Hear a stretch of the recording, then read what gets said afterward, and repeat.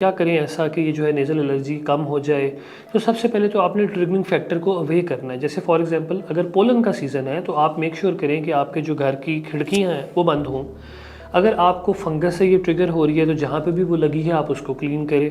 अगर आपको पेट्स से ये प्रॉब्लम है तो फिर जहाँ पे आपके पेट्स बैठते हैं, जैसे अगर बेड्स पे आते हैं, घर में काउच है, सोफ़ा है, उस पे आते हैं, तो आपने उसकी फ्रीक्वेंट क्लीनिंग करनी है। बेड पे अगर लिनन की बेडशीट है आपने उसको फ्रीक्वेंटली साफ़ सुथरा करना है, ठीक है, क्लीन करना है। डाइट में आप क्या कर सकते हैं कि आप हल्दी बहुत अच्छी चीज़ है नेज़ल एलर्जी के लिए, वो इस्तेमाल कर सकते हैं। हनी, शहद, वो बहुत अच्छी चीज़ है, आप वो यूज़ कर सकते हैं। कावे हैं डिफरेंट किस्म के जो एलर्जी को कम करते हैं, वो यूज़ कर सकते हैं। और आजकल मार्केट में सेलाइन के छोटे-छोटे जो है वो स्ट्रिप्स आई हुई हैं जिसमें आप नेज़ल एक साइड पे सेलाइन को पुश करते हैं, नॉर्मल सेलाइन को, दूसरी साइड नाक से जो है वो साफ़ करके वो बाहर आ जाता है, तो वो भी आप यूज़ कर सकते हैं।